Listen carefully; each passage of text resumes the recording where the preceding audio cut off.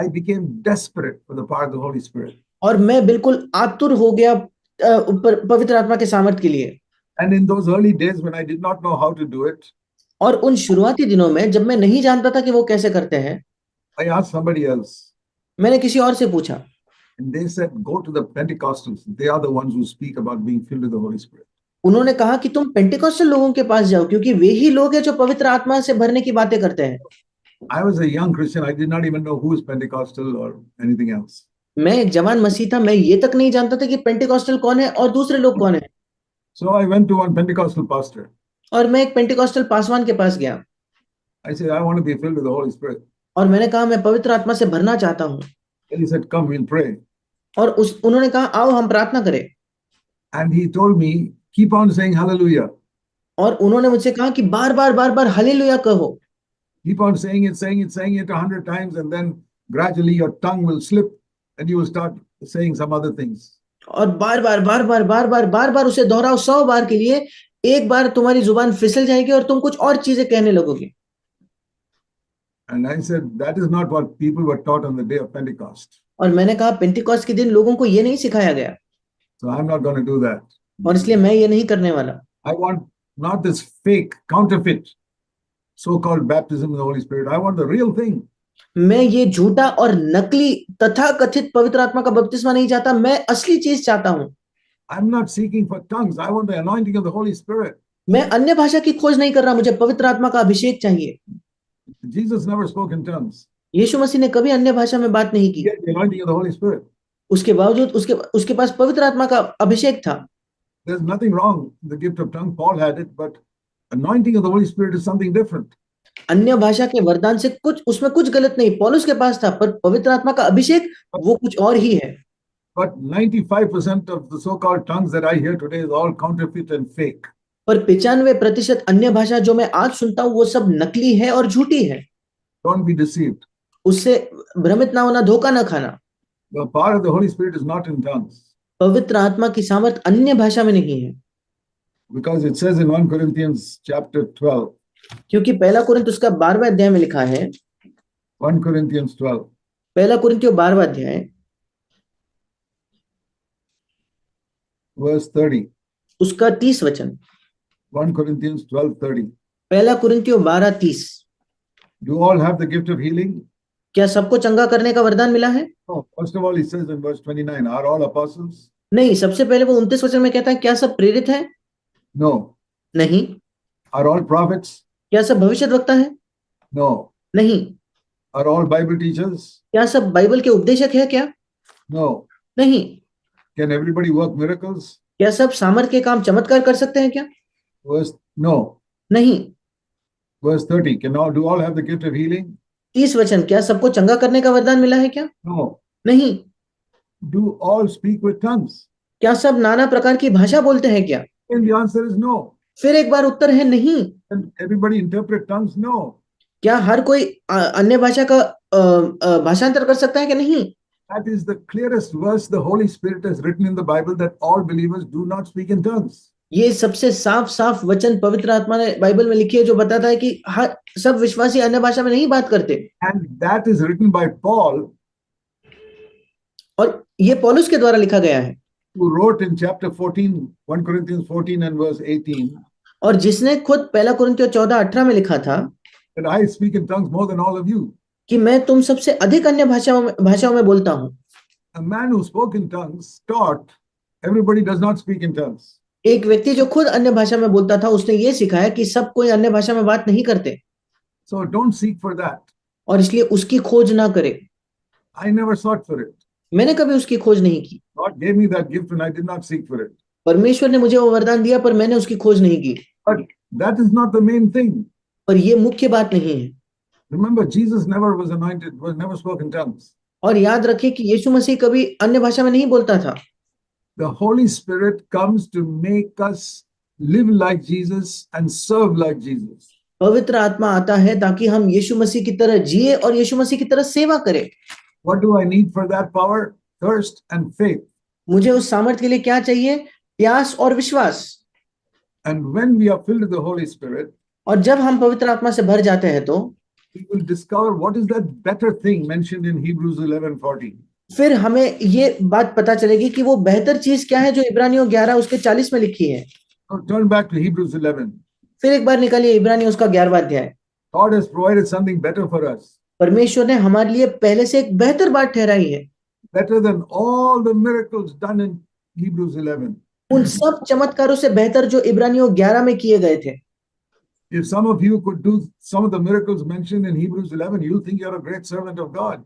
अगर आप में से कुछ उन चमत्कारों को कर पाए जो इब्रानियों 11 में लिखे, आपको तो लगेगा कि आप परमेश्वर के महान सेवक हो।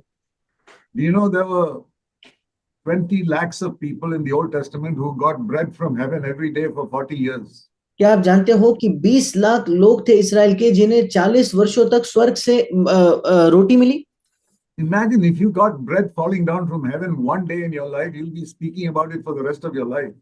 और सोचकर देखिए, अगर स्वर्ग से आपको एक दिन रोटी मिले तो आप अपने जीवन भर, बचे हुए जीवन भर उसकी बात करोगे। And these people received bread from heaven for every day for 40 years, the Israelites in the wilderness. और ये लोग जो थे, इन्हें 40 वर्षों तक हर दिन स्वर्ग से रोटी मिली, इसराइली लोग जब मरुभूमि में थे। But it says in 1 Corinthians 10 that God was not happy with them. पर पहला कुरिन्थियों 10वां अध्याय कहता है कि परमेश्वर उनसे खुश नहीं था। Those who experienced miracles, greatest miracles, God was not happy with them. जिन लोगों ने चमत्कारों का अनुभव किया, सबसे महान चमत्कार, परमेश्वर उनसे खुश नहीं था। See that verse in 1 Corinthians उस वचन को देखिए पहला कुरिन्थियों में and chapter 10. और उसका 10वां अध्याय।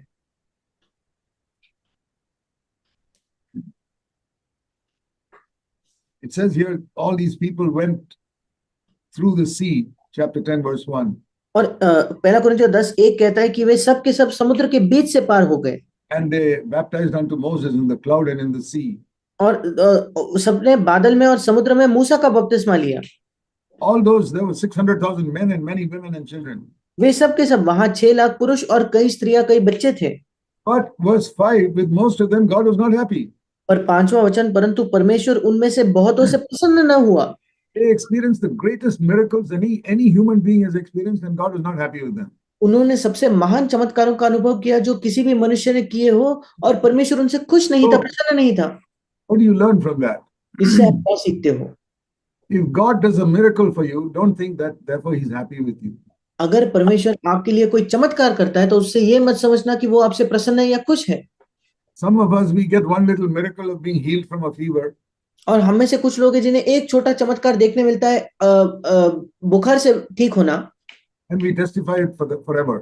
और हम हमेशा के लिए उसकी गवाही देते हैं। I had a fever and God miraculously healed me without any treatment. मुझे एक बुखार था और परमेश्वर ने बड़े अद्भुत तौर पर, चमत्कारिक तौर पर मुझे चंगा किया बिना किसी दवाई के। Imagine if you started getting bread from heaven every day. और कल्पना करके देखिए, अगर आपको प्रतिदिन स्वर्ग से रोटी मिले तो You think you're a great saint. आपको तो लगेगा आप एक महान संत हो। No, according to this verse, 1 Corinthians 10, God may not even be happy with you. इस वचन के अनुसार नहीं। पहला कुरिन्थियों 10 कहता है शायद परमेश्वर आपसे प्रसन्न तक नहीं होगा। So God can do miracles for people and He may not be happy with them. और इसलिए परमेश्वर लोगों के लिए चमत्कार कर सकता है और वो उनसे खुश भी नहीं होता। So when I hear somebody testifying about some miracle that he experienced, और इसलिए जब मैं कहीं सुनता हूं कि कोई गवाही देता है कि उसने कहीं कोई चमत्कार का अनुभव किया, some miraculous healing he had, कोई बड़े चमत्कारिक तौर पर उसको चंगाई मिली, I remember this verse in 1 Corinthians 10. God may not be happy with this man. मुझे ये वचन याद आता है पहले कुरिन्थियों 10 में कि परमेश्वर शायद इस व्यक्ति से खुश भी नहीं है। God has provided something better than even getting bread from heaven. परमेश्वर ने कुछ बेहतर हमारे लिए ठहराया है, स्वर्ग से रोटी मिलने से भी बेहतर। Something better than hitting a rock and getting water out of it like Moses did. और एक चट्टान को मारकर उससे पानी निकालने से भी बेहतर जो मूसा ने किया था। What is that something better?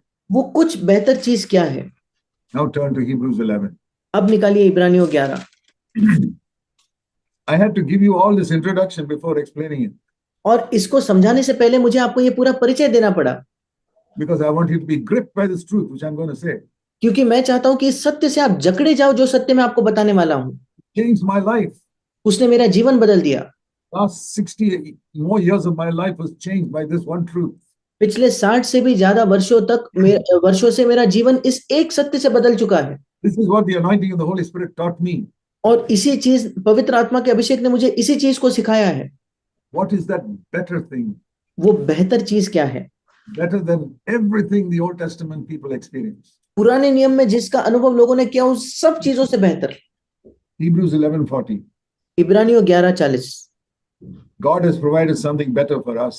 क्योंकि परमेश्वर ने हमारे लिए पहले से एक उत्तम बात ठहराई है। And these other people in the Old Testament are called just witnesses, chapter 12, verse 1. और ये दूसरे लोग पुराने नियम में, इब्रानियों 12:1 कहता है कि ये केवल गवाह है। Now I'll explain that better thing. अब मैं उस बेहतर चीज को समझाने वाला हूं।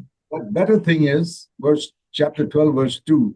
वो बेहतर चीज इब्रानियों 12:2 में ये है That we can look fixing our eyes on Jesus. और हम देख सकते हैं और अपनी आंखों को यीशु की ओर लगा सकते हैं, Who is the author and perfecter of our faith. जो हमारे विश्वास का कर्ता और सिद्ध करने वाला है। And we can see Jesus in two ways. और हम यीशु को दो तरीकों से देख सकते हैं। One, when he endured the cross, despising the shame on earth.